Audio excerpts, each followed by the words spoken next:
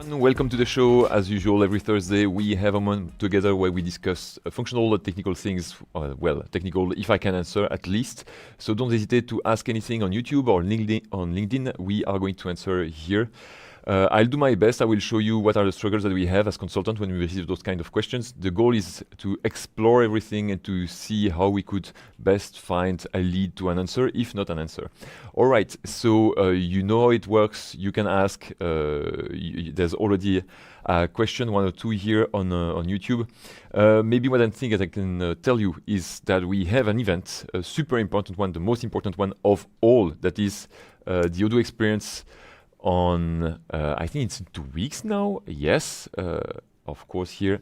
As usual, you know, I'm always set up as French speaker here, but this is the event that you need to attend.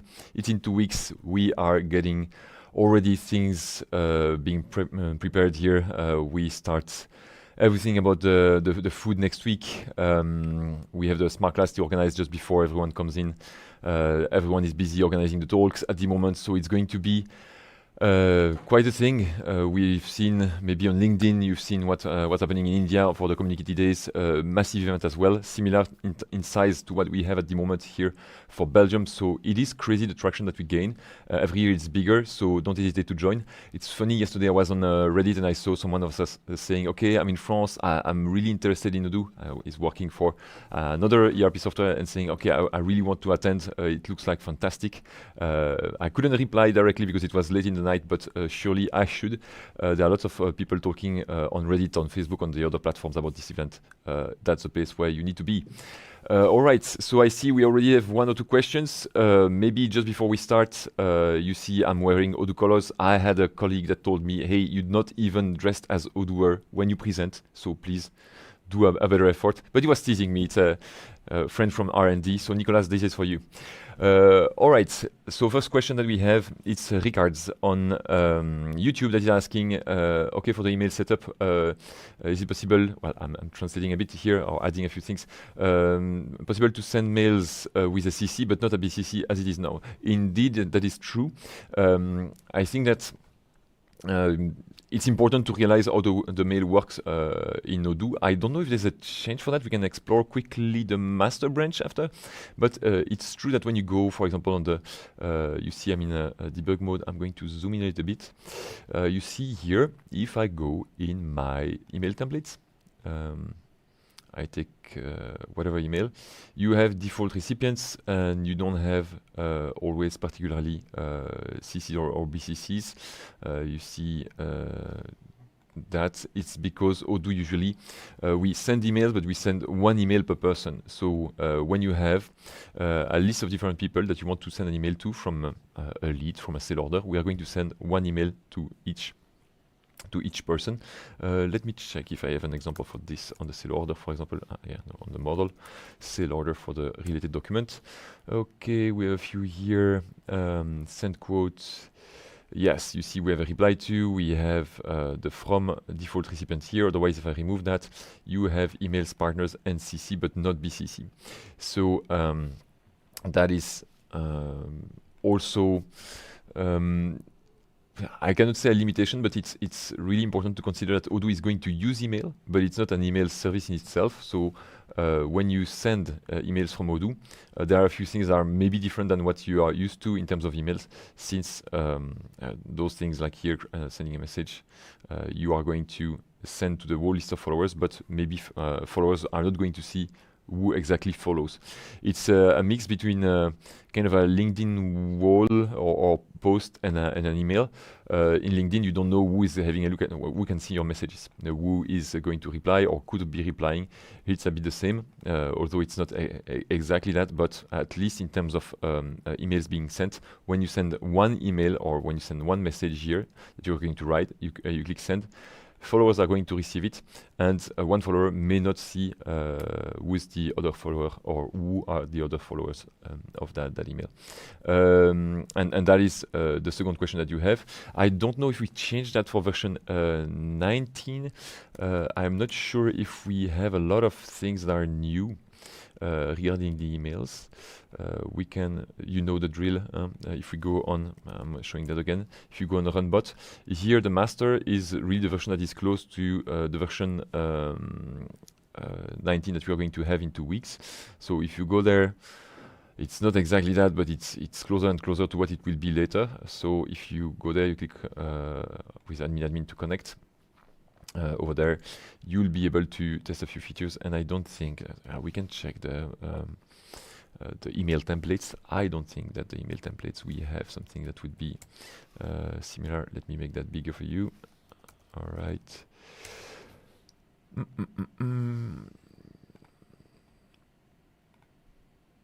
Yeah, so same notions, emails, partners, CC. That default recipient, I think that this is quite new. I don't think that we had that in version 17. I can quickly check that because I'm interested in the answer. So those kind of things we sometimes change. Let's go. All right. Somebody changed the password, so that happens from time to time. That's not nice, but it's not too problematic. Let's retry here.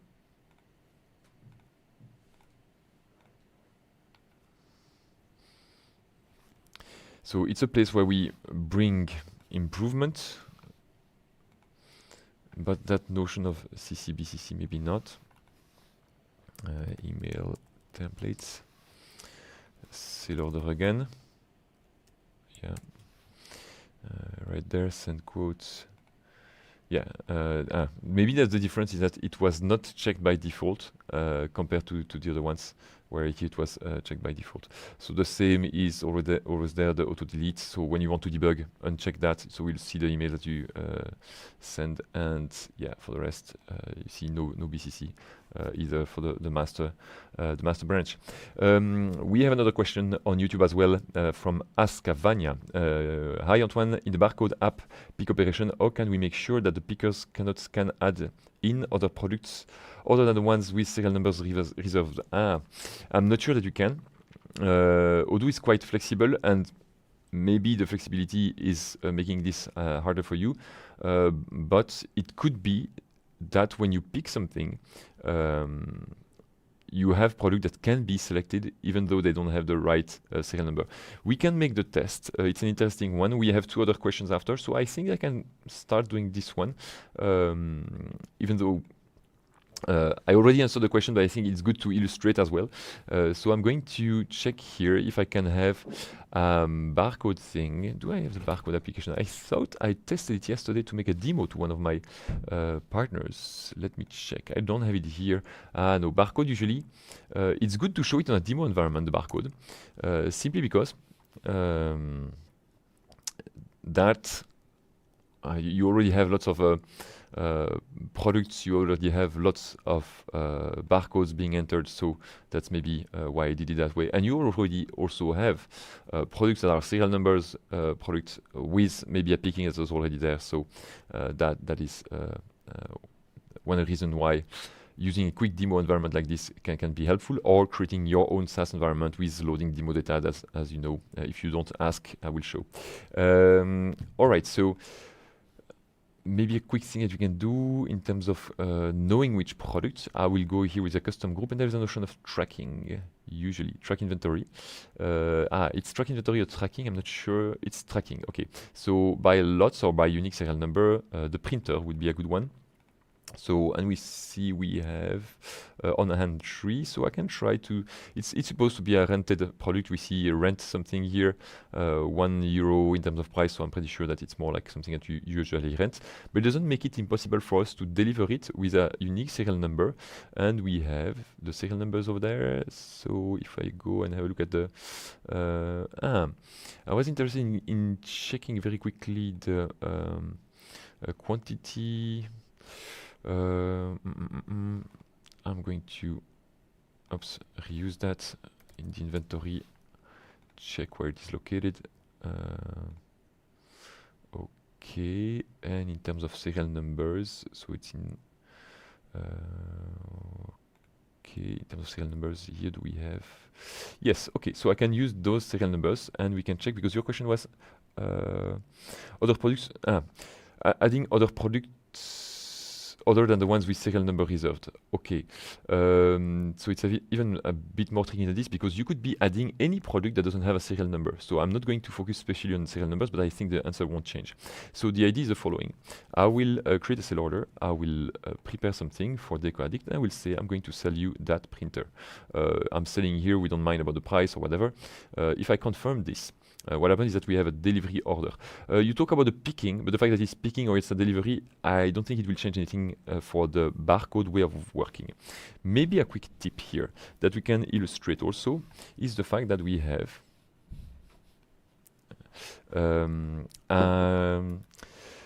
something I've maybe shown already in the past, which is this one. I have a note application on which a few technical things that I know I don't like to search because I need them all the time. I'm putting it somewhere, and I have one that is the following, that allows me to quickly find back the text that I need for doing this. When we go in the barcode application, of course, here you see I have no barcode. I'm not going to scan my screen. I'm not sure that the readers are always very good for that. So what I can do here is emulate a barcode. I don't remember if I did that live once. So if you start the console, so here it's F12 on Chrome, it's maybe different on Firefox, I don't know. You go on the console so that you can type a bit of JavaScript, and there you have some JavaScript, and you can put your barcode there. This you will find, if you look for this in GitHub, you will find barcode_scan. I'm pretty sure you will find that part of code. That is quite obvious. It's not something that we hide. It just we don't explain where it is. Maybe we have that information. Not I'm talking about this. Maybe in debug it would be wise for us to put it somewhere. Let me check. No, I'm pretty sure that we have a place where we mention it. And I want you to find it. It would be weird that we don't mention it. And so if I go, if it's not barcode, it should be inventory. Maybe we have something with a barcode where we, yes, configure demo sheet, operation types. That's maybe where we are going to see it. So demo sheet, let's see. Yes, that's where you have it. That's what you can do.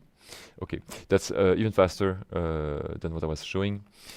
Sorry, I have a bad memory, so those kind of things, I'm like, okay, there must be a way. So this is the way. I don't know if you need to be in debug, but you have that information where you can print operation type and demo sheet. If you click on the demo sheet, there you have this. Don't have barcode scan, copy paste this, and go in inspect console, what I was explaining, and reuse this. So we are going to reuse this the following way. We go there and we say not set your barcode here, but now I will need to select the picking. So the picking, usually I would have the paper, or I know it, or I'm on my handheld thing, but here for the sake of the demo, I'm going to do this.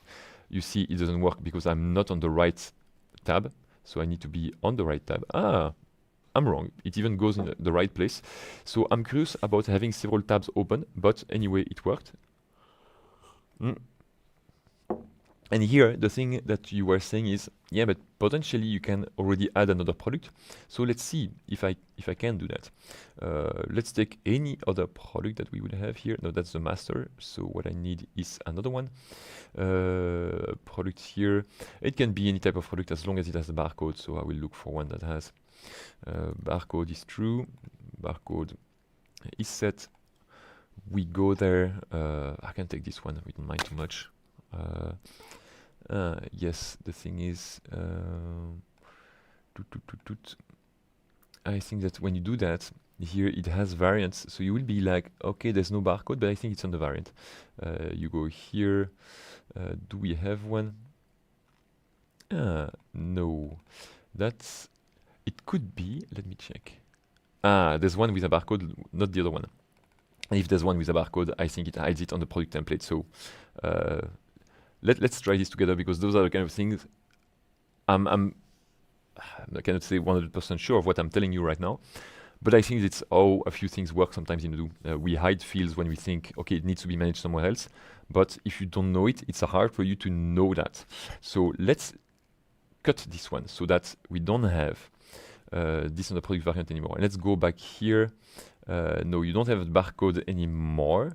So is it because we had a value, or is it because we have variants? So let's go back on the second one, and we are going to make another test. So I'm adding back the barcode here, because even internal reference is not there anymore, if I'm correct. Yes, that is it. So just quick check before we move into the real barcode thing. Test Odoo Insider, barcode. And then you see you have barcode company. If I go and say we want to have variants and attributes, and I want a brand, and we have 2 brands, if I'm doing this, yes, it disappears. So that's really because we want to manage that at the variant level.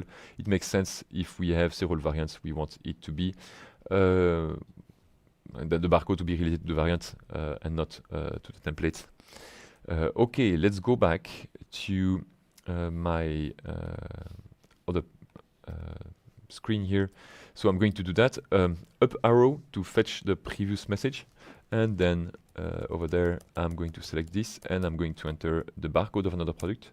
No, it's telling me. Yeah, so you have the possibility to refuse. So I don't know who asked me this, but apparently there's a way you can refuse it. But maybe that's on version recent version. I'm on the demo, so I'm on 18.4. So that's maybe an improvement compared to the version that you have. Need to check. If I click OK, of course it adds it there, but it shows that it's at the beginning not specifically meant to be there. All right. Another question on YouTube, Malvern B. Gondo is asking, I'm having an issue. I need to customize the age receivable and payable. I need to be able to filter by currency in Odoo 17. If possible, can I have an example code to achieve this or any leads? We can have a look, but I'm not sure it is possible. We are going to very, very quickly see if these kind of things can be achieved without development. And that usually, let me go to runbot, because you said 17, so I need, but I was already on 17 somewhere, but I closed it, yes. So I need to go back on the 17. That's the one I was connected to, that's good. Okay, nope. So version 17 and edge receivable. So if you're not familiar with this, it's the reporting that we have here. So you said, well, receivable and payable, they are built the same way. So, but you have the currency. But filtering by currency. Okay, options. Let's see what we can do. First of all, go in debug, because you'll find information in debug on the reports, and the thing that you can do without development, you will find them there. So in debug, you have access directly to the report itself, and you see here, so first of all, we have linked it to a report handler, a custom one. So a few things maybe will be if you want to constrain it, or if you want to change the way it works, chances are that you are going to need a bit of development. And then in the options, so you see the lines and the columns. Let's go back to the previous place. Right here, age receivable. If you have a look, you have the lines, you have the columns. So that's why here, when you go for columns, you will see the columns. When you go there, you see here you see the lines, and lines, it's just age receivable, and you say, yeah, but there are several lines. Indeed, but that's because we have the total, and then we have the different people. So in fact, it's just one line and a repetition of it. And then we say in each line how we are going to compute the different columns that you have. And those ones, for example, you see that is important. There is a formula. So formula means, and you see here, it's you maybe don't know it, but it is a Python method. I'm pretty sure that if I go in GitHub, I will see it. While there are the ways to have formulas or computations, you see it can be an Odoo domain. We can work on tags. Usually that one is, to my knowledge, I'm not sure, but I guess it's only used for tax reports. You have aggregate of other formulas, so it will use other formulas to aggregate, as it says. Working with prefix or account code or other things, external value, I'm not sure of what it is. Custom Python function, it is the most complex of it, which is what we have there, I suppose. Custom Python function, yeah. And so you need to explain how to fetch the right number. So that's the most complicated one, and usually it means go and give me the result, and that result is contained in the function. So I can maybe illustrate that so that you see why maybe what you want to accomplish may be difficult without development. The thing is, you're in version 17. By default, when you look for something in version on GitHub like this, it's always in version 18, or at least the last version. So soon it will be version 19. If I go there, you see the edge partner balance because it's edge payable or edge receivable, and you can go there. And if you follow the lead of this, okay, it's going to say. In fact, it's using the same. Same subset here, saying okay, it's either receivable or payable because it's either one or the second report, and then it calls this one, and then it's going to be doing lots of things over there. In the end, it's going to send you some currency information, but and then we will have periods, I suppose. That is a query that we'll have in the end. There must be something like period stuff, but I don't know where it is. It doesn't matter so much at the moment. All of that to say that first of all, in order to be able to regroup things, you need to be able to have it structured correctly in your function so that you know that there's a grouping capability that is possible very quickly. Here at the moment, the way we regroup things, it must be explained somewhere. Group by clause. Okay, so there's a group by clause, but I suppose it would be always the partners. Then I don't know if we can check that very easily. Current group by blah blah. But do we have other group bys options? Unfold partners. No. You have filtering, or you can ask. It's not filtering. It's conversion. Let me check. So here we have in dollars or in yes. No, I'm stupid. It's just the millions or the thousands. It's the same currency, in fact. Yes. So here in multi-company, do we have other currencies? I don't see it, so I would guess it is a bit of dev.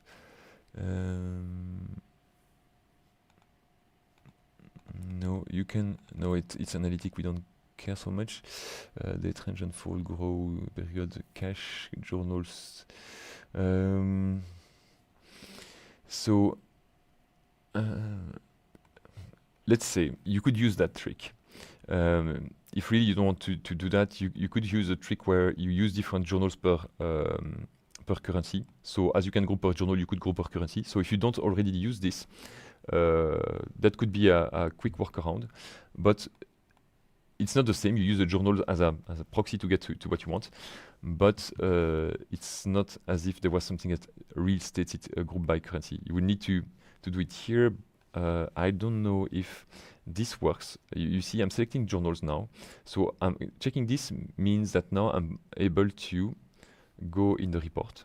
Let's go back here. I'm going to refresh it. And yes, so now you have that button. And it allows you to select. Okay, and it's again not really a group by, it's more like a filter, but that's usually if you don't have that many, and I believe you don't have like 10 currencies, it could be already useful to have the two different numbers. Checking if there's another thing that we could do for this one that would be similar. Let me check here, we don't have it, levels, blah blah. No, we don't have. No, we wouldn't have it here either.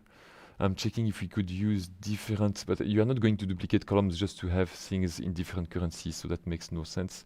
The best would be to spend a bit more time here changing the query and make it possible to, it wouldn't be sufficient, to send the result to Odoo and have a group by clause here, which Odoo is not ready for because we have the different group by or filters that we have here.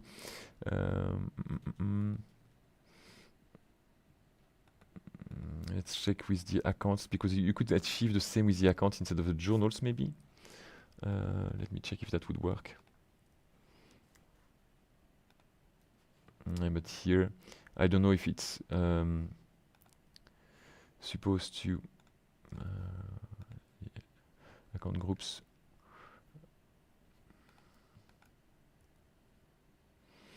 I'm checking if that's something that you could use instead of now it's account groups and not account grouping, so it's maybe not the same. If you go here, yeah,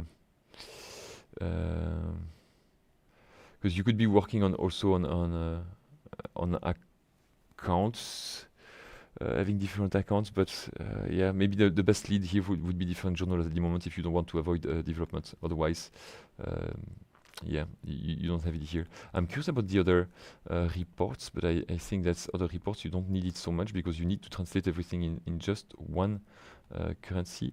Maybe one thing that I need to do first is double check that we have multi-currency enabled, because otherwise I could be potentially checking for options for which we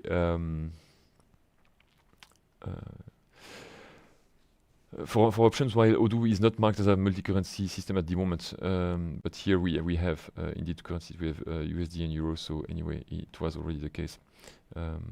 So yeah, bit of dev I'm afraid for this one, so that you not add a currency but add another possibility to group by, and then group by would be specified somewhere. It's not here. Those are wait, we can try. There's this one. Let's see if that works. Okay, foldable print on it. Okay, let's see. Fantastic. All right, seems to work. It's good that we have a look, but I would have thought that it wouldn't be possible. Maybe one thing that can I should have been quicker on this one. I'm telling you what. I'm here. That's a reasoning. I don't know if it's completely correct, but I'm having a look at the code. The code states that apparently it's not hard-coded, the notion of group by. It could be because we think that some people are going to inherit it, so we want to make it possible for people to inherit it later. The fact we do it may be also because we already want to have different group by clause and not only one. The thing that where I failed is that I think that I went too fast in having a look at the different options here instead of on the lines where we could get that information of group by. In version 16, I know it's not the same place that it was mentioned. It was more like, if I remember well, on the line, but I'm not even sure. So this one should have been something I would have seen faster. But here it is. You have the currency ID that you can filter on, and apparently Odoo is well aware of this as long as you filter on things that are available and that you ask for in the selection. Seems to work anyway. Here we have the USD thing. If you add the other ones, don't worry. Here everything is in USD. I'm pretty sure. We can make a quick test if we want. I'm going to create a new invoice for anybody in Euro, even though we maybe don't have a correct exchange rate. We can quickly go into the edge receivable and see. Yes, now we have it there. All right. Good. Moving to the next question from Ricard on YouTube. Can it be possible to set up the emails so that when the receiver replies, he replies to the person that sent it in sales, the salesperson, or mask the email name from which it is sent, so that receiver sees salesperson as sender?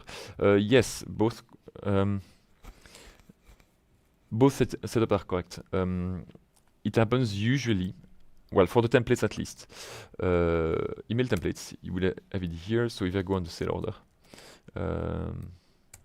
there, send quotes. You have it here in the email configuration. You say who's the from. So if you don't want the from to be notifications, you can change that, because you see that by default the from will be, and you have to read this one from left to right in that order. So we take the user ID email of the object. Pay attention, this one is what it means is this. let's go on a quote, select the user ID. That is the user ID. The salesperson, you can see it here. I'm moving my cursor on top of the field so that we can see the field is user ID. So it means that if I'm not Mitchell admin, but I'm someone else, but Mitchell admin is a salesperson and I'm sending the email as another person, the from to will be that user, because you see it here, it's going to take that from in the email of the user ID. If there's no user ID, then it will be the one of the company.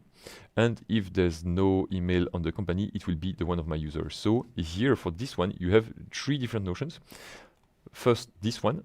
Second, let me find it. This one, if it is set, right there. Okay.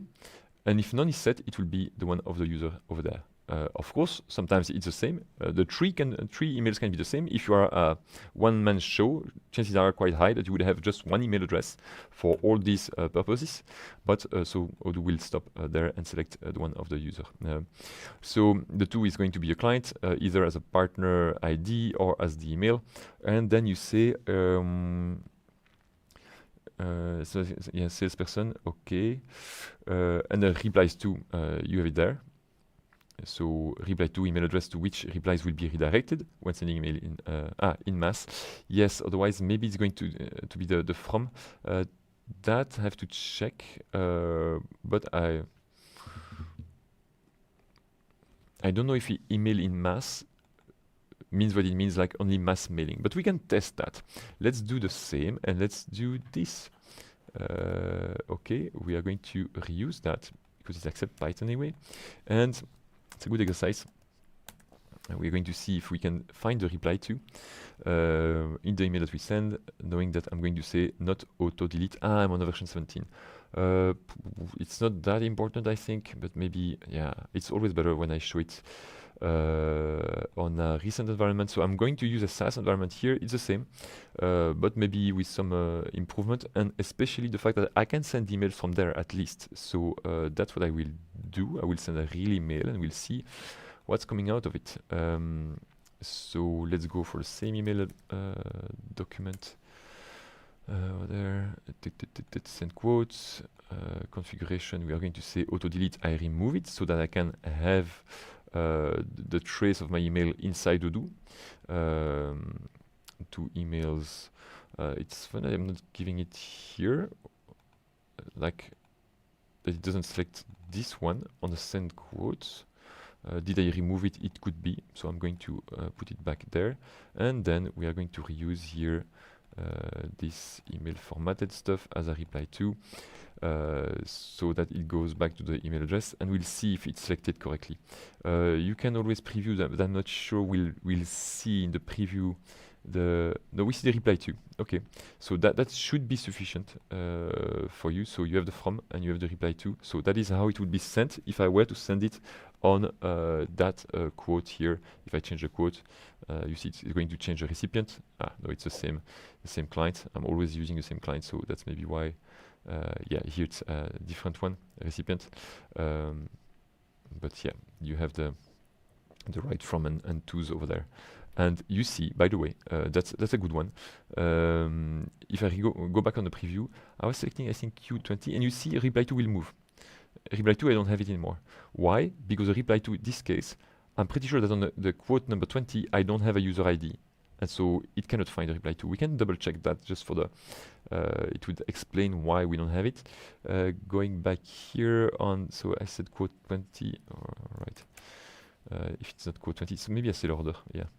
Other info, yes, there's no salesperson, so that's why we don't have that reply to being automatically selected. So Ricard, that's what you could do. Very important. I would love to have one of my colleagues coming here to discuss the mail issue. I'm saying issue because for a lot of people it's complicated, and honestly it could be hours. We receive a lot of demands on helping to configure the email flow that people want to organize from Odoo, configuring it with Azure or configuring it with Google Cloud. So it's kind of an answer that we receive a lot, questions that we receive a lot. So I know we maybe you should create a smart class just on the emails. I'm not sure, but yeah. definitely we should have maybe more time during the Odoo Insider about this. I wanted to show something else related to the emails, but I forgot it. What was it? I'm not sure. Ah, yes, the notifications. When you go, that's something that changed. I'm not sure if it was 18 or version 17, but now things are managed at the company level. So you see already here three addresses that we are going to use. It's always the same email domain. By default here I didn't change it, so I'm going to use the email domain of the database here. That's the one that is set up by default for Odoo. And when you use a domain there, you can also use three different left-hand side for that domain for finding the notification address, the catch-all, and the bounce. So those three items here, we regroup them together in those read-only fields there, so that you don't have to dive here to find that information. But you can change those ones. So if you want to use info at, it's a notification, so that you send it from info at, and then it goes back to info at because it's an address that you always use before even using Odoo. You can do that, and you can of course change your email domain on this side. All right, but of course the email domain that you have there, after that, you need to be sure that if you change the domain, it is sent correctly and that you have here correct setup being done with Outlook or with other another software that you, or another SMTP server that you want to use. Okay. What else do we have? We have Rami on YouTube saying, "Hello, can I approve the leave of my team by email?" It's almost more like a question for you. There are a few places where we do things directly by email while clicking on buttons. The leaves are not part of it, but we can give it a try. So here, let me check if I have several users. Usually I have Antoine, but do I have? Yeah, I have my Henry Keegan guy. I will move him to internal user somewhere. Account security. Oh yeah, that changed.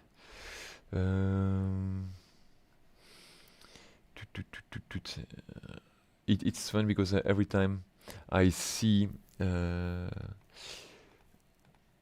different things here. Is it going to move it? Yeah. So we moved a few things, and I was struggling here with this one. If I remove that, no, I'm going to close it.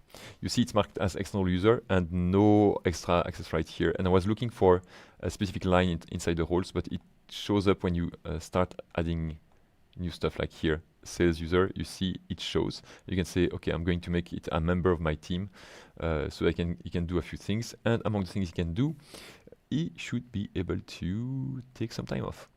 But he's not going to be. He's going to be an employee. Time off is neither one of those. So let's try. Maybe it's a default right. I'm not sure about the default right that we have. But it doesn't have. Yeah, it cannot be role portal and something else at the same time. I'm not super familiar with the new way of doing this. So can we move him from the role that is part of, like at the moment he's in portal there? Can I do that? Yes. And does it mean that now I can bring him back as another kind of user, like here? Yes. So it's a bit weird because I would have expected by selecting him member, it would automatically remove him from the portal once. So I had to do it in 2 steps. There's certainly a better way to do this, but I'm not ultra sure about that. I will create an employee for that guy so that now he has an employee. I think that I don't need to select those ones because here manage all employees or administrator is already too high. Same here for managing the request. So that guy is just a human resource, and I'm going to connect with him, changing his email address. Well, I'm not sure because usually I'm always using the same one for him. So let's try this. Let's try to sign in with him. I could eventually, I'm thinking because we are going to use emails. No, it's okay. Henry, yes, that's my Henry guy. Let's log in. I can take some time off. Good. I can take some time off, but maybe I don't have any time off allowed. So I need to give him a few. Let's go there. as a manager, I'm going to check if I have some paid time off, but I don't have any allocation, so I'm going to create some days allocated to, not me, but to Henry, so that he has a few days I validated. So now, connected as Henry, I should be able to say, I would like some paid time off next week, maybe not Sunday, just Monday and Tuesday, yes. So submitting a request. This one, I'm not sure that in the flow that we have directly an email being sent to the manager of that person. First of all, I need to check who is the manager of that person. Maybe a quick check that I could have, and I don't like the tours, so let me just remove the onboarding. So this one here is to remove the small bubbles coming all the time. Just don't want to have it. I know it already. Let's have a look at the employees. Somewhere there. And let's see, Henry with his manager for everything that is related. No, that's private stuff, schedule, badges, settings, user. Yes, time off. Yeah, I'll be the approver for that guy. So going back here, I have my dashboard with my time off. It's not shown simply because I think it's just like still to approve. I'm going to check in my own mailbox on the side, so you won't see it directly. I'm going to see if I received something. Nope. So there's no email being sent for this, and that is maybe because I have so many windows open now that I'm struggling a bit. This one, it didn't send an email. That's maybe simply because we don't manage this by email at the beginning. I can go in the settings and check for the email templates, because time off, it's a HR leave usually. One way of quickly finding it, you can try by removing all filters and say leave. You don't have anything, but maybe we don't call it that way. So another way to do that would be to, let me check again, would be to go here and, yeah, we need to go in debug mode. Yeah, it's debug equals 1. Yep. Go there, not employees. Time off. I'm going on my leaves over here. You see, if you go there, you have leave report calendar. So that's a specific object for the report. If I want to see my time off here, that's what I want. It's HR leave. Okay. So do we have a mailing that is done for HR leave? No. So in fact, already to answer your question, if we don't have an email that is being sent automatically, with this, you will need to create it yourself. So that every time that a leave is created, you send it to the manager of the person. So if you were to do that, you will need to use a title, says that it applies on the HR leave, like this, that you configure it with the right from, the right to. The to is the employee name or the person that created the leave. The leave. No, it's not even the creator, because you could create the leave for someone else, like for a sick leave, for example. It would be the person that it applies to, so it's the employee. There must be the employee information somewhere. We just don't see it here. But if I go on the, yeah, if I were to go on the fields from my that guy, so time off. We go here, HR leave, we are at the right place, fields. It's here. In fact, I'm pretty sure I could see it here. Yeah, that's where we need to go. Employee ID, then find the email of the employee ID. You get the idea of sending this and filling it correctly. And in the content, you need to have some kind of action that redirects you to a page that automatically understands this page is the validation of that leave. And on that page, you need to verify that you as a user, manager, you need to be that user in order to approve the leave. And usually when you do that, there are different ways of doing it, either using a token, but then any person with the token would be able to click on that button. Maybe you want to avoid it, or you redirect in the email, you redirect to a controller that is going to guide you to a page where, because you clicked on the button in your email, Odoo is going to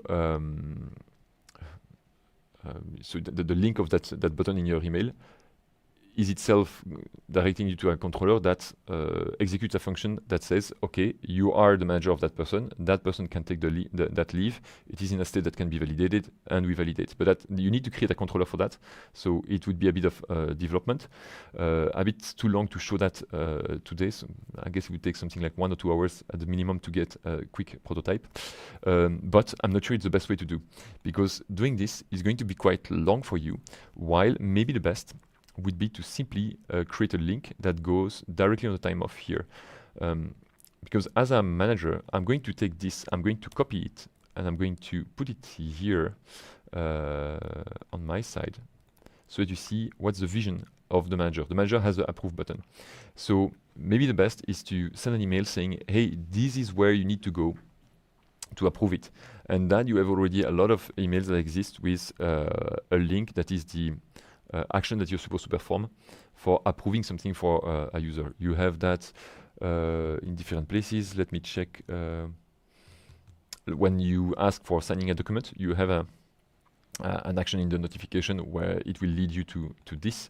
So that's maybe the best. Create an email where it will redirect to the time off. It's always the same link. The only thing that changes is the ID. So that is quite easy to send to your manager, because you are going to use the base URL, and then this information always the same. It's just like this that is going to change in the email that you send, and this one you have it because it's simply the ID of the record here. You send that to the manager, and the manager will be like, okay, it's opening a window, and I just have to click on approve. That's way better in terms of it's not exactly what you ask, because it's a two-step move. You receive an email, you click, and then you are led to this place. You click on approve. At least it doesn't mean that you need to create a controller for saying, okay, because I clicked in my email, it's going to do something. One place where we have that I'm thinking of, however, if you want to explore that route, it's go here on the purchase side, because I think that now we did something with the notion of acknowledging the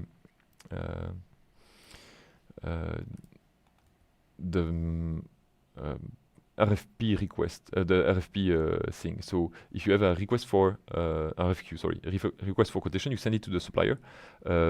Sometimes, let's do it. If I do this, the supplier would be, how can he confirm this to you? So I'm going to reuse maybe and read this time. What happens is that you send it, but previously there was no way for someone to say anything about it, and usually there was a button. I don't have it here. I don't know if it's another configuration of my side, or if it is simply because I selected someone that is an internal user. So I'm going to select someone else here. Yeah, I'm going to take another one. I wanted to show something where we have a button that is added here as an acknowledgement that you received it and you agree with the price or something like this given by a supplier. I have a doubt here because I send it to someone that is a portal user, not a portal user, internal user, so it makes no real sense to send him a button while he is a user of the system. So I will create something new for someone that is totally outside, but should have an email address, good, outside of Odoo, just to see if the email template content is not going to change because it's someone that is outside. Sending RFQ. Let's see what it does. Doesn't look like we have an extra button. I'm going to send it anyway. No, doesn't change it. I can have a look at the email template, at the emails being sent. Yeah, I can view the quote, but I don't have. Yeah, so you see there's a difference in wording here, but there's no that button that I was thinking of. Is it that I saw it only in? Is it an option, or is it that I'm misled here and that it was on the master but not in 18.4? I'm not sure. I can quickly check that because I'm pretty sure that the button name was acknowledged. So I could check that in the email templates just to see if I'm dreaming. And then I would like to look at the body. and the one that would contain this. Okay. Let's. It is. I'm not sure of how it was written. Yeah, purchase order. We have that. We have that button. Maybe it's a condition that I don't know. Vendor reminder. Yes. Okay. Maybe I took something for which there's not delivery, but it's which one? Vendor reminder. Okay, let me check. I'm going to send that. Again, send a message. I'm going to select the vendor reminder. Selection here, vendor reminder. Let's check. Taking a bit of time to load. Yes, and there you have the button. Okay, so you have that button here, and you see, and that one is made with a token. So you can, I hope you can see it on your screen, but you see at the bottom, it's leading to my/purchase/8, and then giving an access token. But I could access this one. So 8 is the ID here, so I could show what it would look like. Was it purchase? I'm not even sure. My purchase, yeah. So it's going to lead you there, and yeah. And there's a token, and yeah, and we see. I hope you see it in the at the end of the link. There's a parameter that is given that is acknowledged equals true. So when people click there, we have something that is made so that we are going to post something.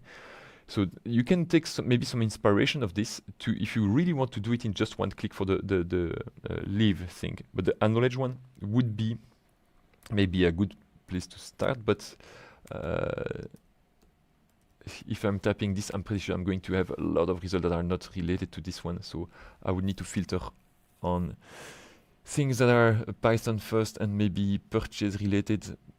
Yeah, but I'm pretty. So we stop here. Okay, so we don't even have 10 results. Okay, as it's purchase, chances are quite high that it would be there. PayPal controllers.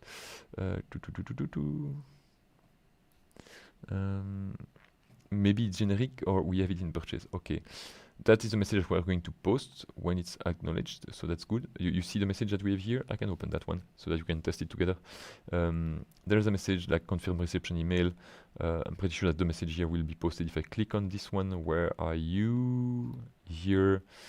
I can click it with this guy, but usually it would be somebody else. But all right. And while I clicked, we don't see it there. We should have seen something, I suppose. Was it John Doe? Yeah. Retrying this one. But I don't know if this works fine when I'm connected with that person. So I'm going to retry it with a... I'm going to copy the link and we try it incognito. Okay. Yeah, it doesn't generate anything. So I don't know if this is working fine. I'm refreshing it. Yeah, it doesn't seem like it's posting anything, or we don't receive any feedback from Odoo. So I'm not sure this is the best. Do we have a controller here that would do that for the portal? Just checking quickly. Prepare on value, get purchase order sorting, render portal, blah blah.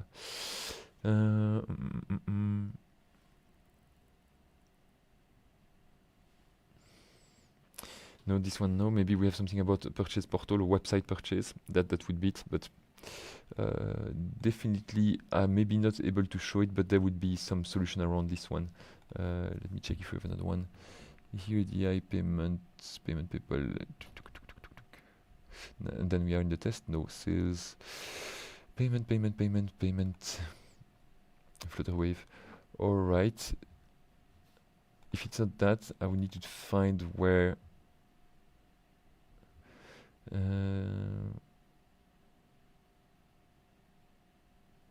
Okay, I need to check when this one is triggered. But you get the idea. I'm not going to spend a bit more time on this one.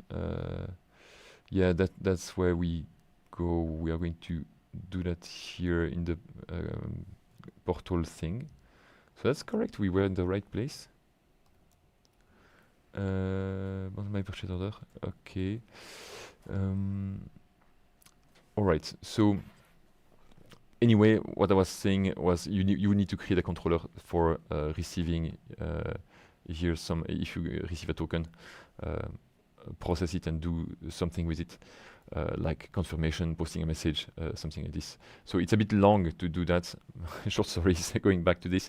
Send an email, link it to the right record they need to go. It will be way faster to create that email. No development involved, already standard. It's just that you need to create the email with the right link, and that is not even a 1 hour thing. All right, moving to the next question. From Nick Salini on LinkedIn, we need to be able to sell products to projects, supply and install with milestone invoicing, and direct to customer handling them with different invoicing policy. How can we handle this at sale order level? If it's physical product to projects, you don't have really that. We can go here. I can illustrate that. I'm going to close a few windows.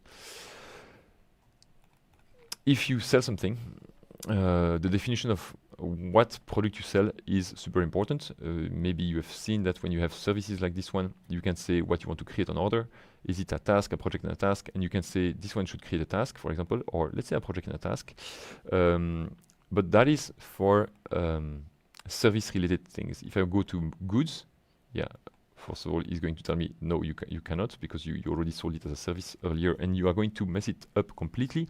But if I go there and I'm saying good, you see, you don't have anything where you can say, add it kind of to a project, if you like.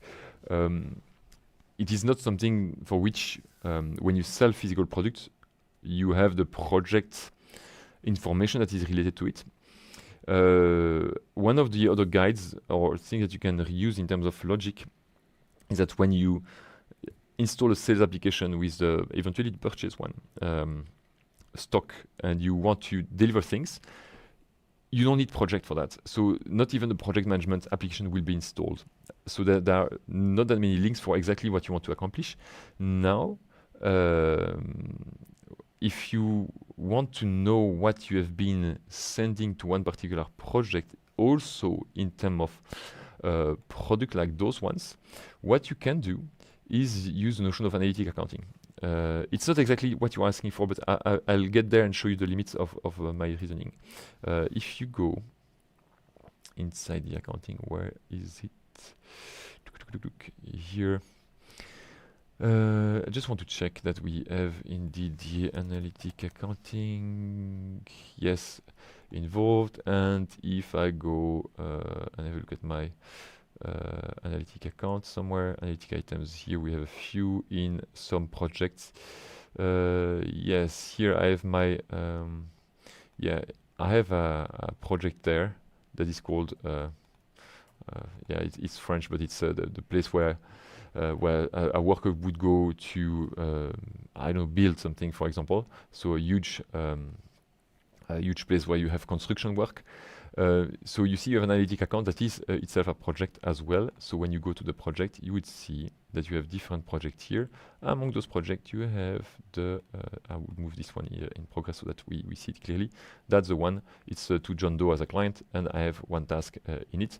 And not only this one will manage the aspect of here putting some flooring tiles on the floor and the timesheet aspects.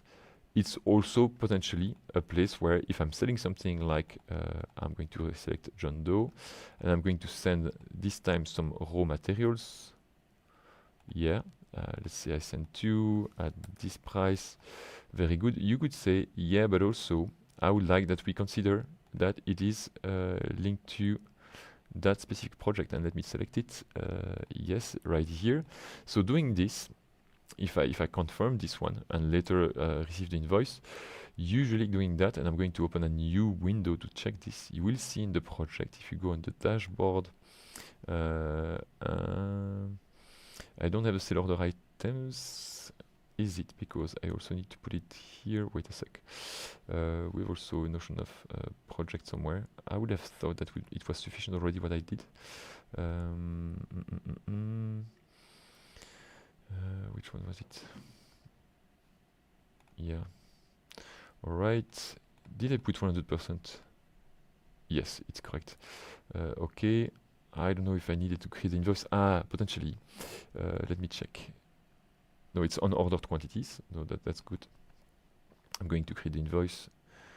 Okay, we'll see if it changes, but already I was expecting to see something in my dashboard. Okay, there you see you have the materials, and you see I have my profitability with my 2 units of raw material product, and you have in your dashboard information that is not technically the product, it's more the analytical line of the product that you invoiced. Usually you see it also in quotation state already there, but then it would be expected, not if in quotation, if it's a sale order, and then invoiced once it's invoiced. So you can see the information there, but if you want to have it with milestone invoicing, it's not going to work that way. Here it's not milestone, it's either sorry for your ears. It's either by quantity, ordered, or delivered. So depending on if you want to already count it in your project according if you have the client ordered it or you already delivered it to the client. That is it. And the milestone thing is really only related to task and to service type of things that you want to sell to the client. But if your idea is the invoicing of products, and you say I'm going to invoice the products only when I reach a specific threshold in terms of task completion, then I guess that what you could do is that's complicated.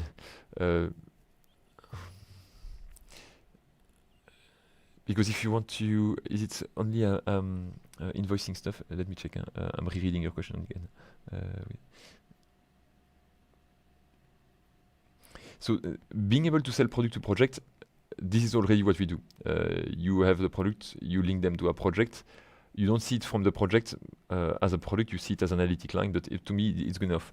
And direct to customer and link them with different invoicing policy.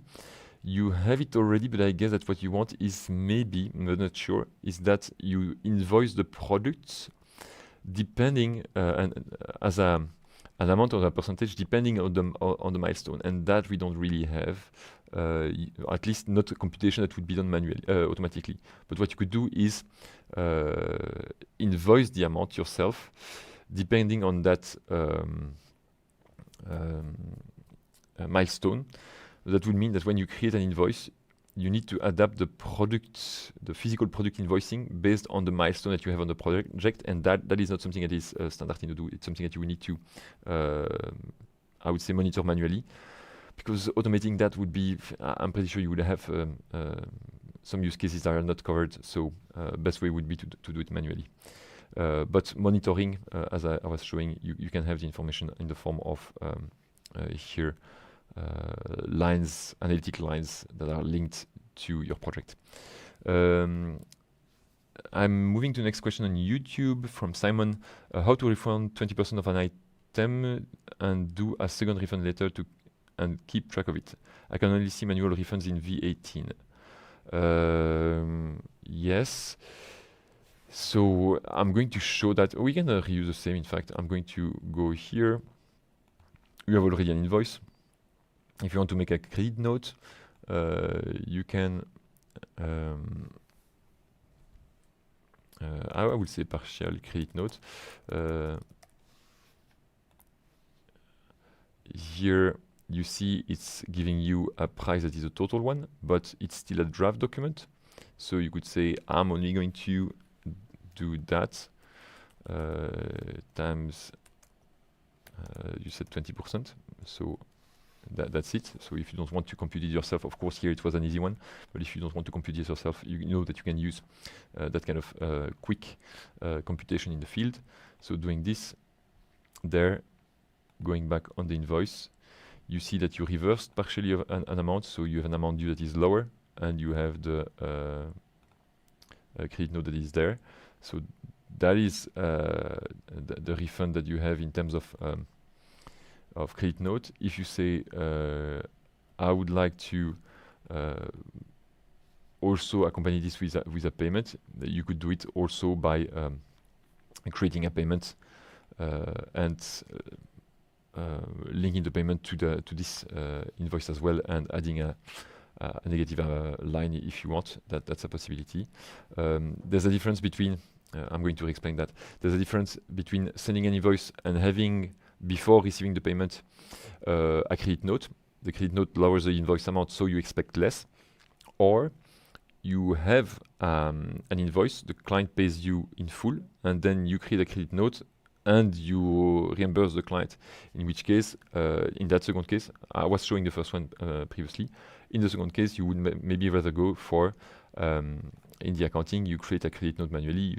You create a credit note, you add the client, you say product, you put refund, or you make a reference in the description to the previous one. You could say here it's not bomb, it was raw material. You could keep the same one if you want. We say it's 20. I don't know if it's the same customer, but it doesn't matter too much. You confirm, it has a number here, and you pay the client. Yes, you pay the client back for this particular amount. That works as well. So two different cases depending on if you already received the payment from the client or not. Then how to restrict picking from a package in a storage category like high bay rack. Restrict the picking from a package in a storage category like high bay rack. I'm not sure if you can restrict it. I have the feeling, it's a place I don't know really well, but I have the feeling that it's not something you can restrict. I have the feeling that it's more something that you can automate by giving default places. It's not that. Storage, location, okay. Maybe it's already there. Yes, in fact. So, IB rack. So you say the product. So you mentioned the capacity per product. So let's say we can handle 2 units of that one. Good. You have the locations, but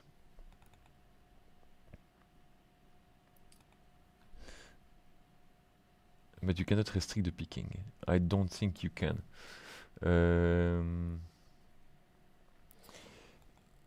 I don't see a place in the configuration where you can do that. Hence, I don't think you can restrict this one.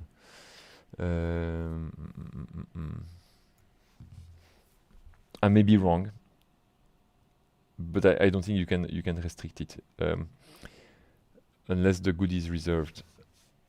To my knowledge, when you create something like you are going to sell, this one I need to deliver. That's the same one, same product. What Odoo is going to do is going to look for this product in the source location here and all its children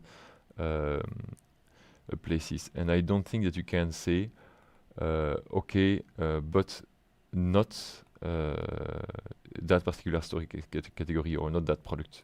So I don't think that you can avoid that. Why does Odoo not split incoming transfer to fit into storage categories? General question, that is the why.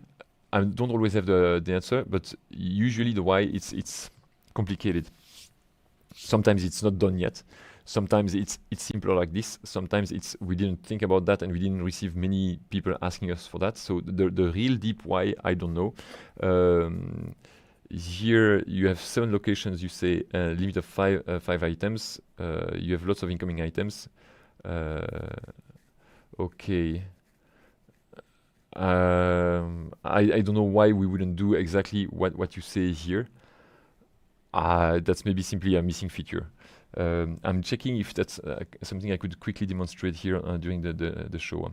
So the question for those that are not on YouTube, why does Odoo not split incoming transfers to fit into storage categories? For example, 7 locations with limit of 5 items. So you receive 30 incoming items, and apparently Odoo skips all these locations and use stock as a fallback. So I suppose that you have stock and then 7 locations under, and then you would like to specify that you have a limit for these things of a few quantities or weights or something like this. I don't know the why. That is for sure. Usually it's just something like where you don't have a feature that's to you missing, and that's maybe necessary. But if you really need the why, that I'm not sure of why. Next question on LinkedIn from Ashish Gajera. That is saying, I created a product using manufacturing with subcontracting. For that product, I had assigned a vendor with a subcontracting location. Later, I changed the subcontracting location. After that, based on the customer demand, I tried to sell the product using a sale order, but the replenish option did not appear. How can I fix this? I'm not sure. Let me check, because I don't see why. That one is going to be complicated to answer without your database, because potentially I'm going to make a few tests that are not exactly the same situation that you have. So if that's something that is really urgent, that you feel, okay, I need to have a solution because it's really for a real customer, the best would be to send it to the support so that they could be able to connect to your database and help you. But here I'm going to try it anyway. So maybe not with the change, but trying to figure out why the replenish option doesn't appear. When you talk about the replenish option, usually, I suppose that what you're talking about, maybe I will need your help and a bit of discussion on this one.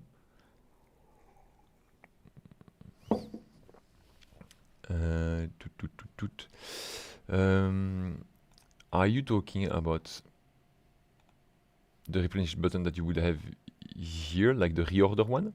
If I say I want to have always 1 to 10, is it that what we are talking about? That button, and the fact that maybe we want to automate that. Yeah. I would like to know if that is what you want. If that's indeed, let me check if you mean something else, or is that what you say and that this one disappeared? That I'm not sure. Usually, I don't think that Odoo is going to remove the order points manually, automatically. So I think that this one shouldn't disappear. But if you talk about replenish, that's the one I'm thinking of. I'm trying to see if there are other places where we have that kind of replenish notion, and like this I don't see it.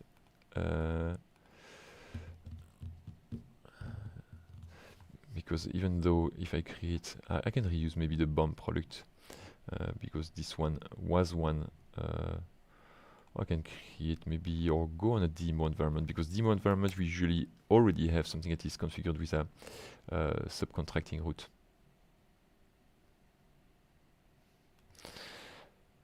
So for finding this, I would rather go to the manufacturing and check if the subcontracting is installed. Nope, it is not, so I save this one.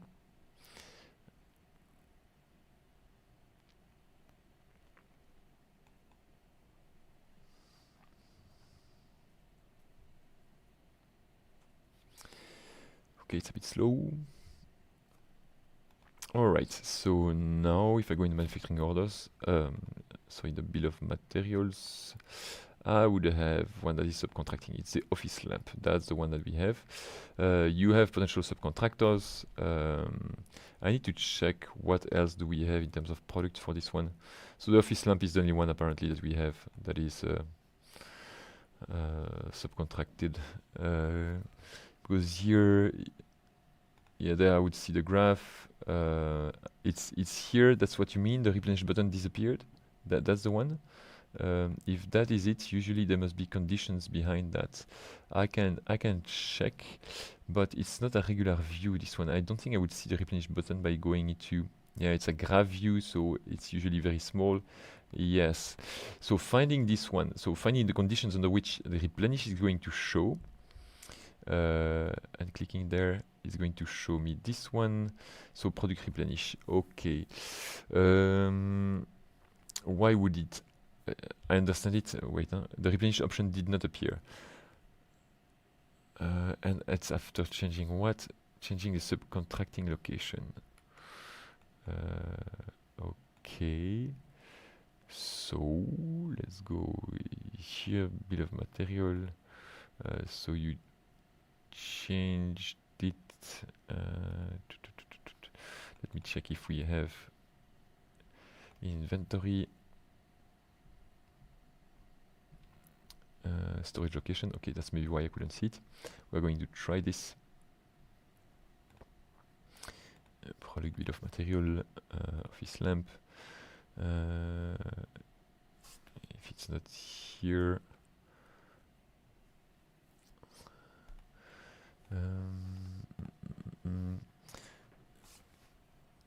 have a doubt on where it is done now. Subcontracting, blah blah blah blah blah.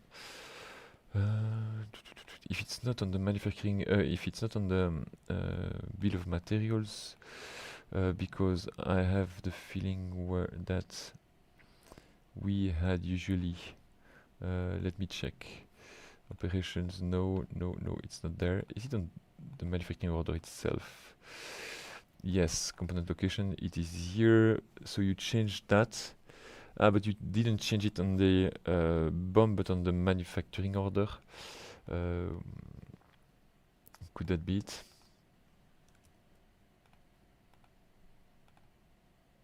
But that's not that's a finished location. Is it that on a route then?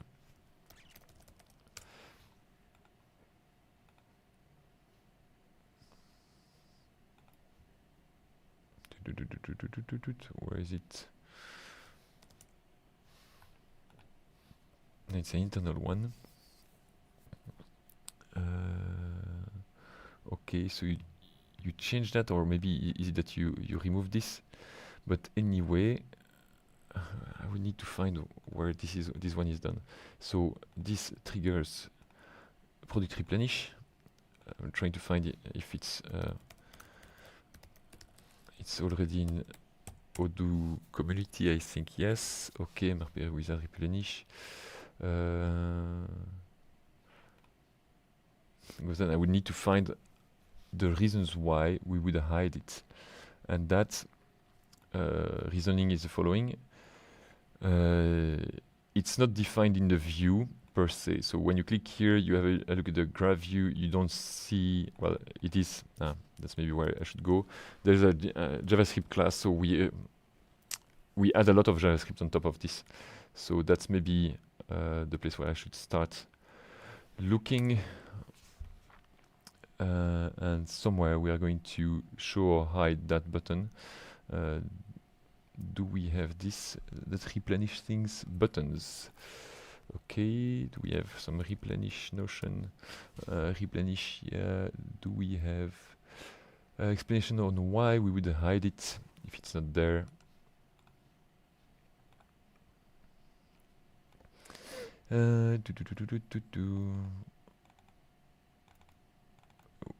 So it's weird because here it doesn't look like there's a notion for not showing it. So Ashish, can you tell me if I'm going the right way and understanding your question correctly? Is it related really to the that that button I was showing earlier? Lost it here. That button that is disappearing because maybe I'm not going in the right direction for you. But again, this one would be better to have a look at your database. I don't think there's a real reason for that, unless Odoo wouldn't be able to know how to compute the stock. But even there's something that seems wrong. I don't see in this one a notion of you see you have the replenishment update. I don't see conditions. Of course, there are classes, so we can check if there's something there. There's a place where we say what is going to happen on the replenishment here, but I don't have the feeling that there are extra conditions. No. Yeah, and here it starts a window of product replenishment. I don't have the feeling that this is conditional, so I don't know. Would be curious. Maybe upgrading the module that you have, you never know if that was maybe a like we can check that together. If there was maybe some extra commit done with some fix. Is it in V18 or 18.4? Oh, by the way, I was looking for a version 18 and I'm in 18.4, so I'm going to make another search after. But here, if I have a look, no, that doesn't look like it would be the fix for that.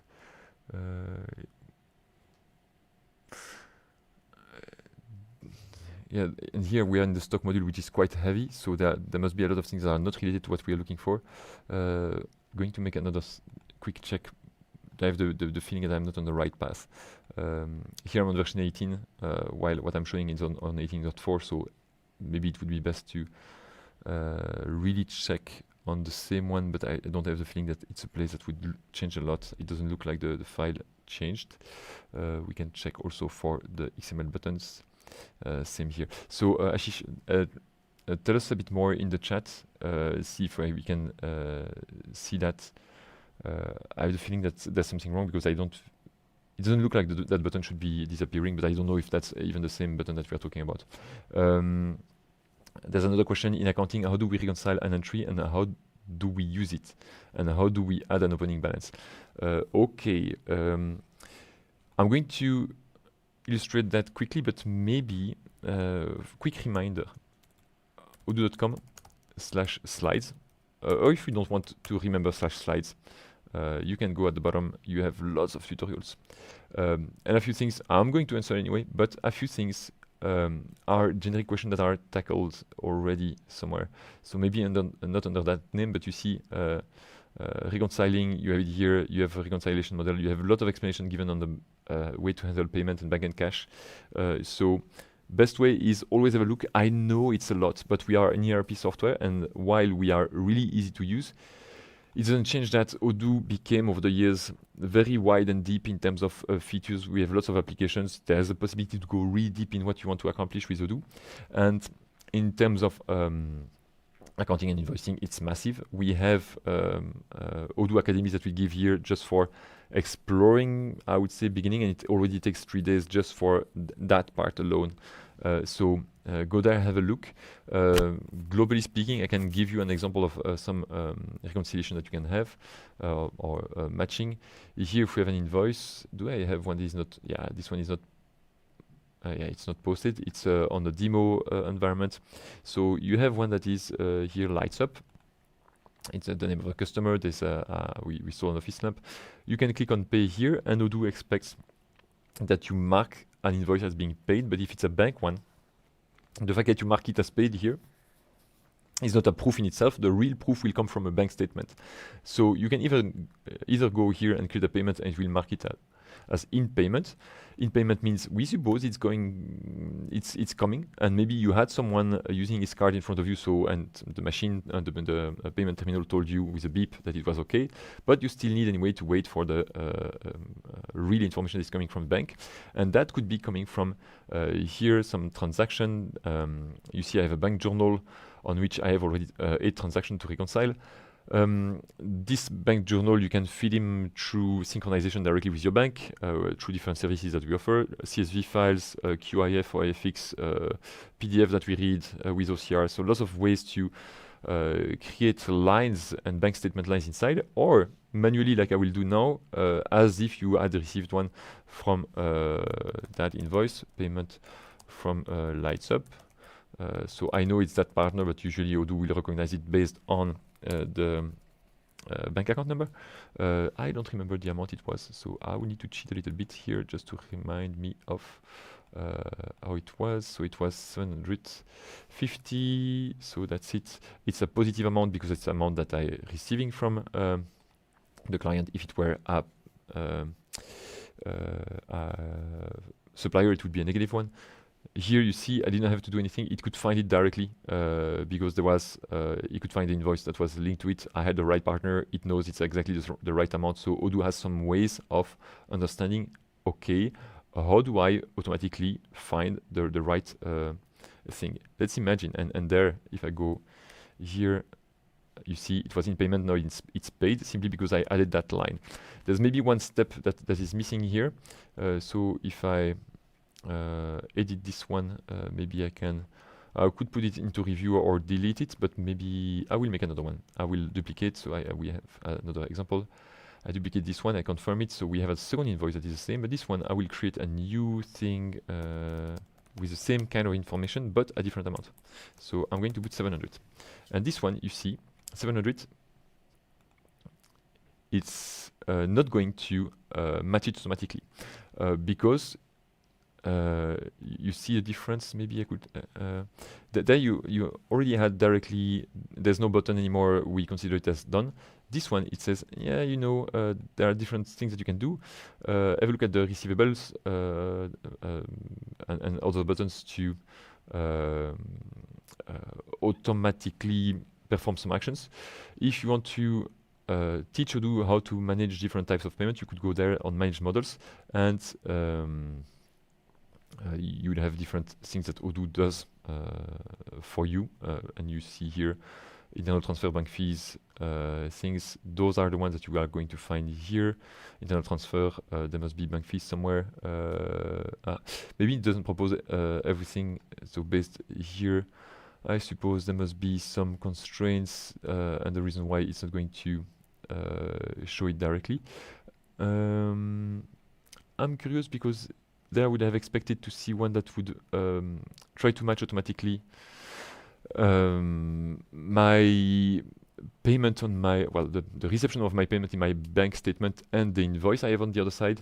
Because in version, so there I'm on a demo, so it's 18.4, but in version 18, you would have something slightly different, which would be proposing you, or at least in the models here, it will be proposing you to have different types of models for automatically reconciling based on amount similarity, like percentages around the amount, the exact amount that you have on an invoice.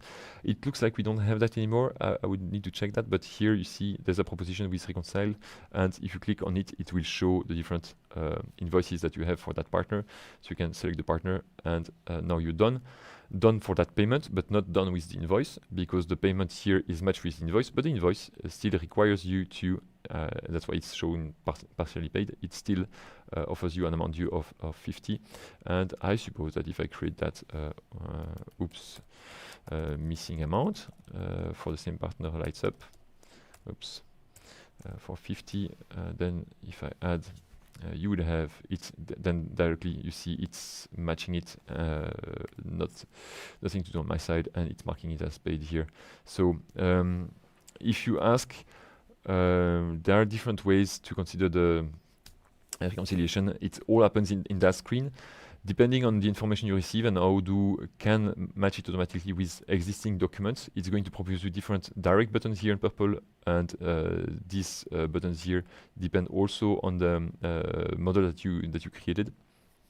But yeah, globally, that's it. First, if you don't know the partner, it's going to propose you to set a partner first, and then after you set a partner, potentially show you different buttons like this one with the reconciliation.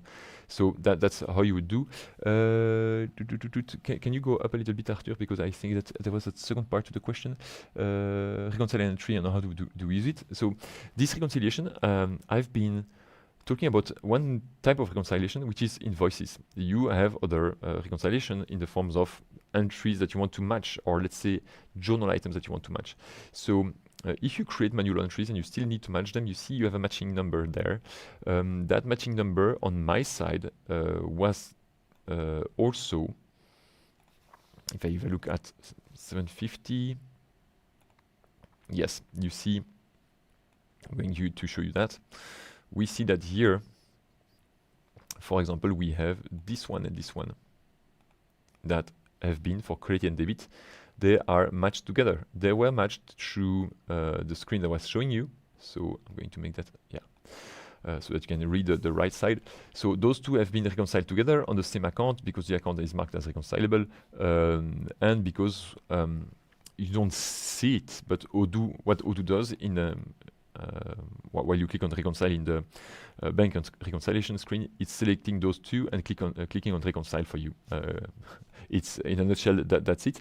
But if you have two other entries that have not even matching credit and debit, but at least same account, same partner, not sure if it's a filter or not, but a debit and a credit, you could say, yeah, here it's not the same account, but you could select two entries and click on reconcile, and Odoo is going to propose you to reconcile. So maybe you have things that you want to reconcile that are not invoices, payments, but other types of entries for your regular accounting, and that's how you would do. You go in the journal items, you filter on the account, you want things to be reconciled on, and then you select things that you want to reconcile, and that would work. They will be marked as reconciled for granted that your chart of accounts, here you see you allowed reconciliation on this, so that's why maybe sometimes you are not going to receive the proposition from the button, or Odoo is going to say you are trying to reconcile an account that is not reconcilable, so it is impossible. All right, how do we add an opening balance? Usually when you start a new Odoo story with your accounts here, you have a balance that can be set. Otherwise, at the very beginning, I think that let me check. I have the feeling that we had a button for this.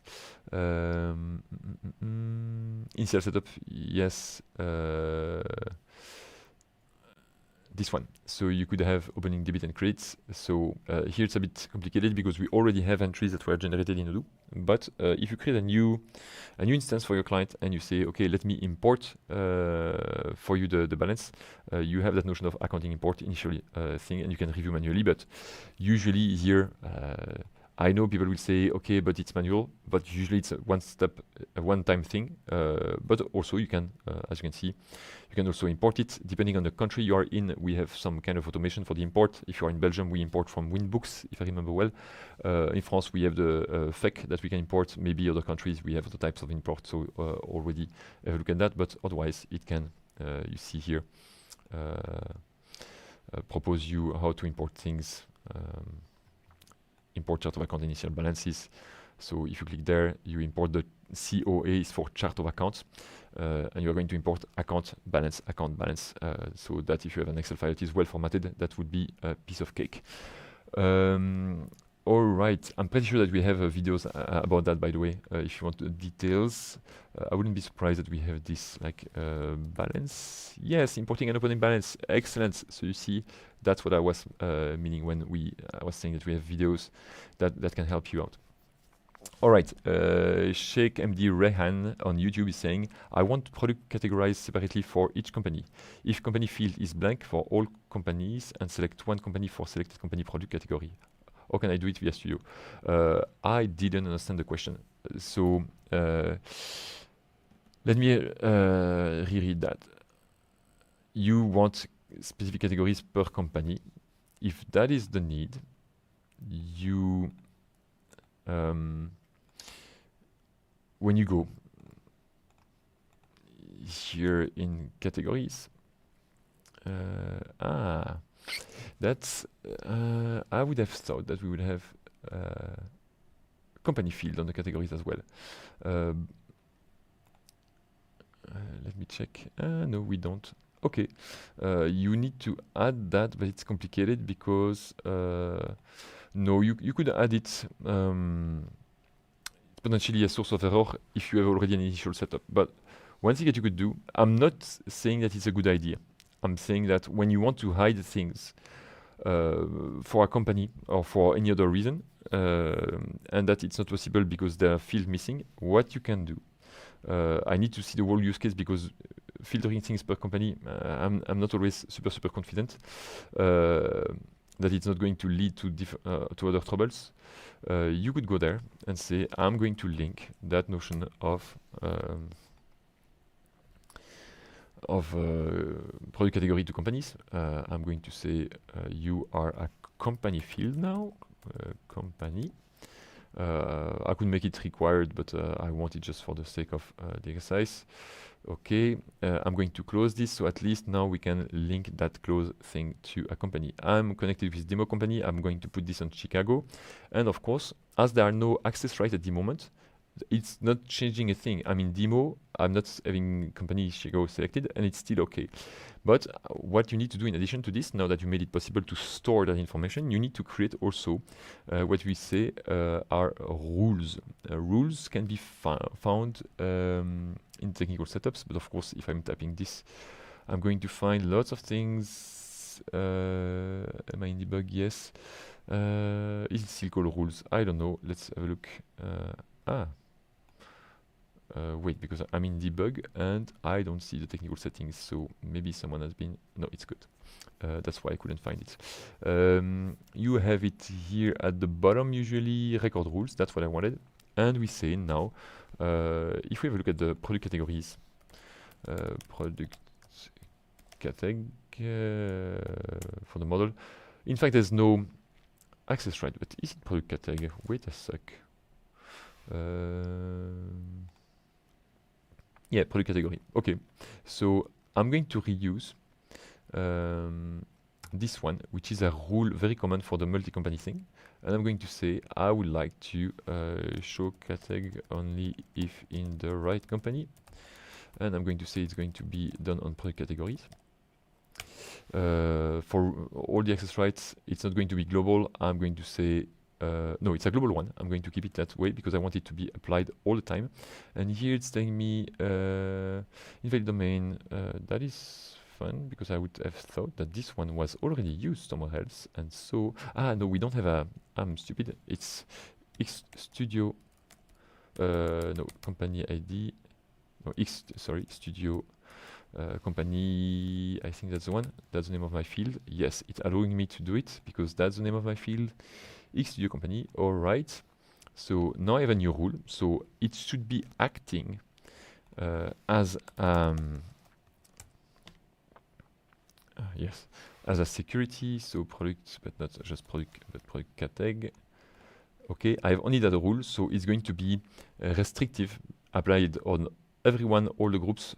If you are interested about more information on this one, we made a video that I should start every time with this, so you know that here we have the link with all the previous videos.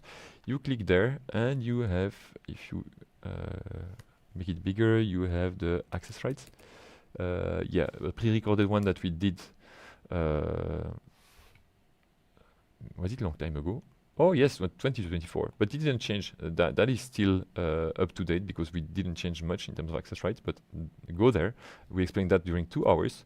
What I'm doing now, but more in depth, of course. Going back into this one, so I'm going to get out of this. If the access rights are applied, Mitchell admin shouldn't be able to see because he's in demo company. He shouldn't be able to see the closest thing anymore, and that's it. I don't see it. If I go in my company, I can see it now. So you see, that could be working. You have product categories per companies. It's not there by default, so usually when we do that, there is a reason. So pay attention that if you already created a lot of products attached to things that you are going to make invisible later, it could be, if not dramatic, something that you are going to spend time on just to fix. So really be careful with that, but that could be possible. And yes, involving a bit of studio because I needed to create a new field for this. Zibuzizo, sorry for your name if I'm pronouncing it incorrectly on LinkedIn. Zibuzizo is asking, is there a technical resource that developers can use to understand and customize accounting reports? For example, filter transactions shown on the partner ledger by currency. I don't think so. I think that's a place where we don't have a lot to offer. One place that I could confirm what I'm saying is that if you go in the courses, we have some introduction to development. This one, and I'm pretty sure that we are not going to cover that, or at least not directly. We cover usually what corresponds to 80% of Odoo in terms of module creation or module adaptation. So, giving you an example, creating a new model like, yeah, the example that we have is the real estate. So we are going to create a new, you see the use case here, there's a video, I'm not going to stop it, but we are going to create a IMO company, the a real estate one. And so we are going to create the concept of what is a house, what is maybe an offer for a house, a few things like those ones. So extra models that we are going to create in Odoo, adapting also existing models. So maybe we are going to add a new field on a sale order, adding new fields and the leads, things like that one, like those ones. So that's what we can bring and that we will learn during these sessions, because this one is quite heavy. If you have a look, you can count already on that amount just for the video time. After that, there's also time for you to develop and understand how things work. So you go there and you are going to learn a lot, but not specifically accounting things. But a lot of things that you will learn there will be necessary for you to understand. I'm browsing at the same time to understand how the code works and what information you can get. But that accounting part is very specific. And in order to know how it works, the best would be to put you in touch with one of the people that is used to that inside Odoo, or find partners that do it and that edit those kind of reports. One lead that I can give you is, of course, read kind of the code that you will have on the accounting reports place. And that is, I think we have account report something. Account report. If it's not there, it's on it's on the enterprise version. As a partner, you have access to it. So over there, account report. So there you are going to see the definition of the reports that we have. In the models, you are going to see, you see like how do we create the general ledger, or how do we have the generic tax report that we inherit a lot. So that one would be interesting to know how to inherit. I'm pretty sure that we inherit this one for specific tax reports per country. But if you want to see how we do it for the general ledger, you go there. And you see how we select the lines, how we are going to compute the amount, what are the kind of, I'm pretty sure there must be a SQL query somewhere, yes, there, or there. I'm going very fast, but you'll see the ones that Odoo use, and of course, in order to be able to change that, to me, it requires a lot of, the first step is huge. In order to be able to do that. So that's why I would say sometimes it's better to ask people to do it for you, but if you feel like you're going to do it, you're free to try. But in order to be able to do that, you need to understand several things. Accounting in general, or at least a vague notion, the ORM of Odoo, SQL, Python, and the way the reports work and are integrated in Odoo. So it's a lot of things to understand before you can even start.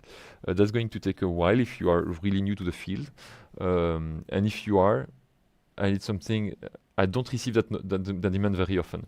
So the risk for you would be to learn that and never reuse that knowledge that you acquired, if not with difficulties, with quite some time spent, while some other people can do it for you. So typically, if I have a demand like this one from one of our partners, I would have exactly the same conversation we have right now, saying, okay, do you think it's wise spending, 20 hours, 30 hours of learning to be able to do that, while this, you are maybe going to use it only for one client, and that the information that you gathered along the way is going to change maybe in the next version, so the next time you reuse it in 2-3 years, you are going to redive into this before you relearn the small subtleties that change from one version to another, while we have people that can do that. And I'm saying I'm not pushing for Odoo to do it. You can go to other partners that are specialized in that.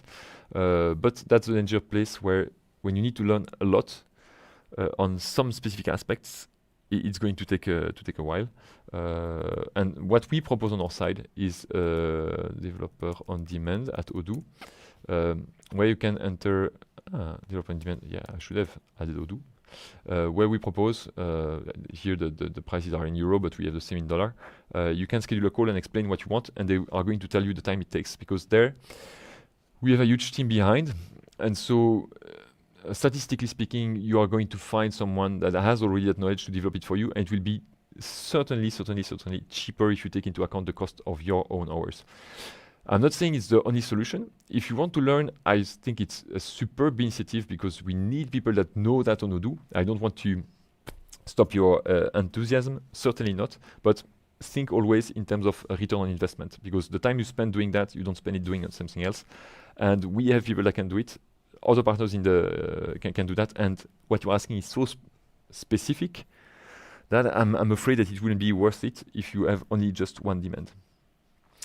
All right, another question. Yes, another point from Silik Momin. I think answering the previous one, maybe the location changed, so replenish rule is not for that location, so it's not appearing.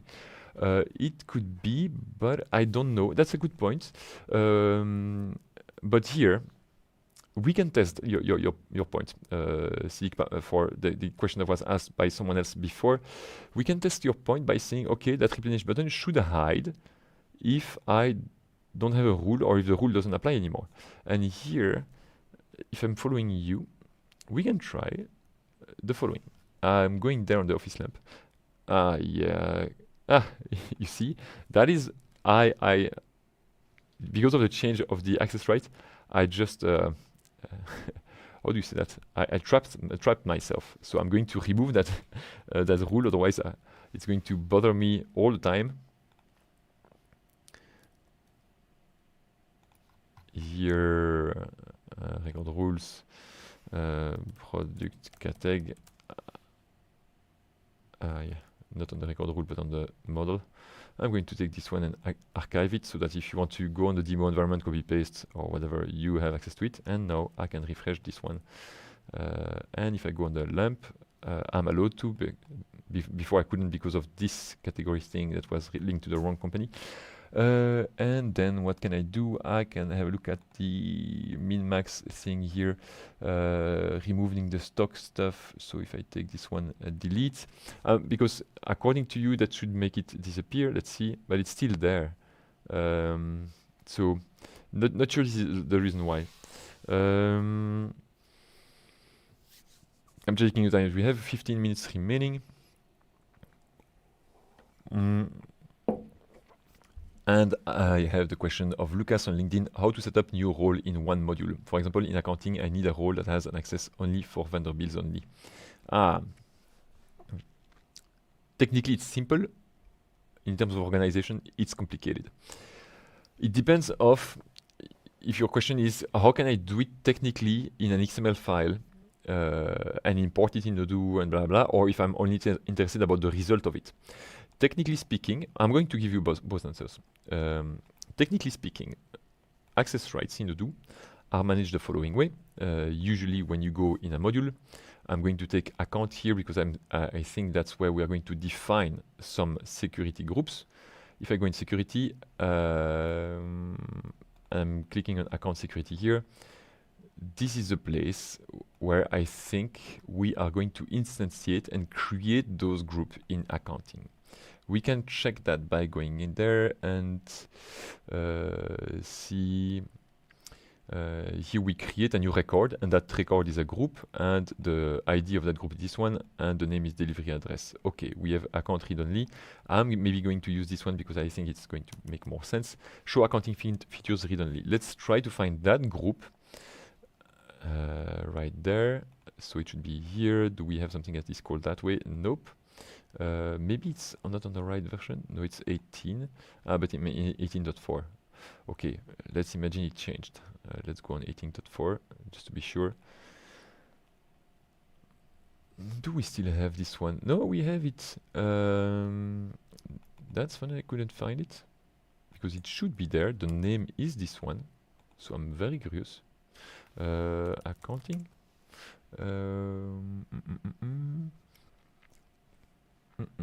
Why don't we have that name? Let me check with another one. We have invoicing, and that one we have. Okay. I don't know where is the other one. Maybe no, it should be there, or maybe it was removed. I don't know. But this one, metadata, you have here. The name is account group account invoice. If you know XML ID Notion, you know that this is the module it comes from. This is the name, the ID of the record. So that one, let's copy paste. Come on. Let's copy paste this one. Okay, and if we look for it, it's really the same. So this record is created from here.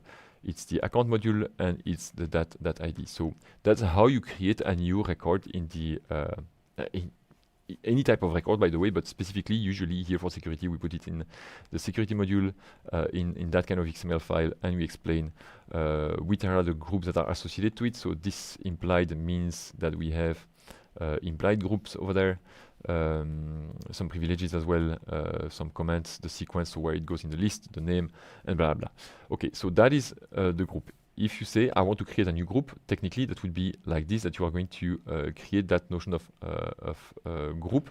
If it's really the role that you are interested in, that notion of role member, I don't know which, because notion between a person, a role, a group, a user, those are different notions. So I don't know if by saying role you mean group or if you really mean role. But if it's a role, I'm not super used to it, so I will need to find where it is located. It's not under that name that is created. So I need to find that role thing, but that's the name of it. Do we have privileges? Okay.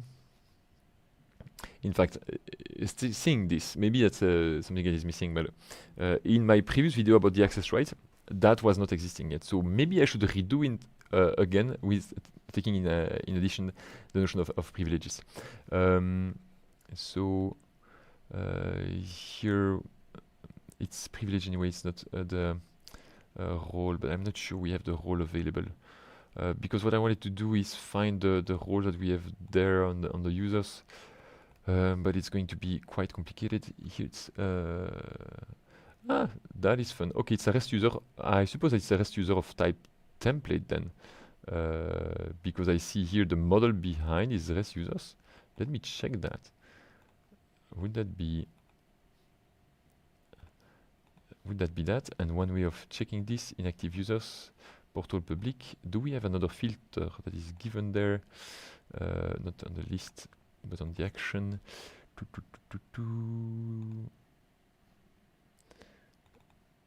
Okay, there's maybe something there. No, we don't have a value. That is fun. I'm learning every day. This one, let me check again. Group user member or group system administrator. I'm going to check for that. Group user.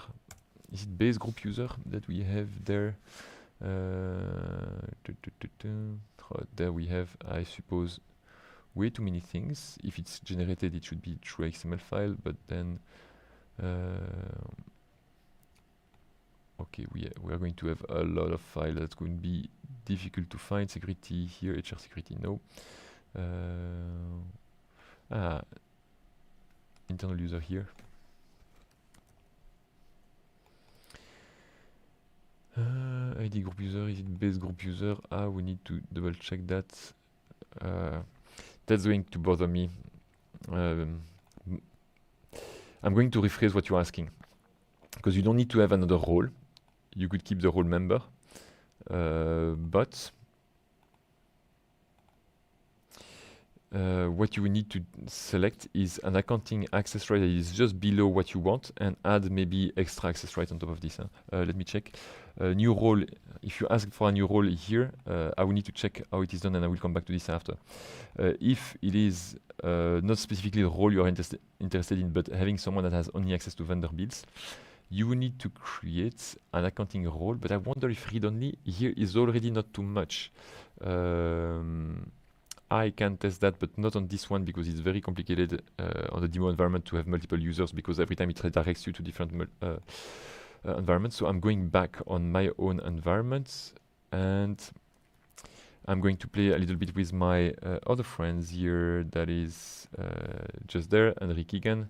So he doesn't have access to accounting at the moment. I'm going to give him a little bit more by going to my settings, user and companies, users, Henry. We keep him as a member. I just wanted to give him just access read-only here, just to see what he has access to. But already there, I'm pretty sure if I go in accounting, yeah, he has access to customer, vendor, he has access to way more. So you would need to remove that and maybe create a role that, I should say group, that relies on this accounting read-only thing, but more strict. And that would be done that way. I'm going to show through the interface, but if you want to do it in a way that you reuse it, you know that you need to create a module in which the groups are not created from the interface, but created like this, like we said earlier. No, I don't need this one. Yes, and we could say, okay, accounting Lucas. That's it. Huh? That's Lucas. Privilege. I'm going to put it in the accounting. We'll see. User. I'm going to move and read there. I'm going to say inherited. You are going to be an internal user. Do we still have internal?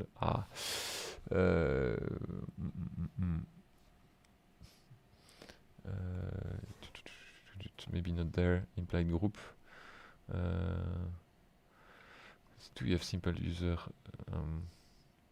I don't know which other ones in terms of user we have. Documents, appointments. We could select a few ones, but yeah, it doesn't matter too much. I will keep it that way without anything given. But in terms of menu, you could say, okay, I'm going to give you, and that I will need some extra explanation to give you after. We could say, no, it's not purchase, it's a vendor bill. I could select accounting vendors so that he has access to this, and then add some access rights in terms of account move and things like that. I'm going to just limit it there and see what it gives me in terms of user information. So there we have the user, and Henry is there. We'll see what he has access to now. Not sure he still has access. Yes. So if I click on, you see he doesn't have accounting anymore, so I need to give him not only the menu here, but maybe just accounting as well. Not configuration, but just accounting. We're going to make a few tests here and just accounting here.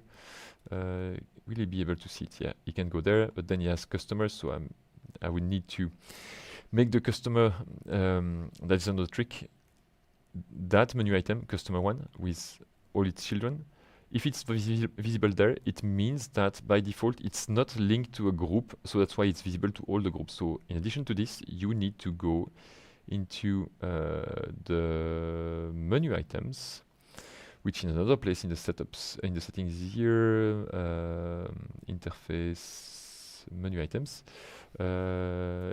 customer, so it's accounting customers, and it's not linked to a group visibility, yes.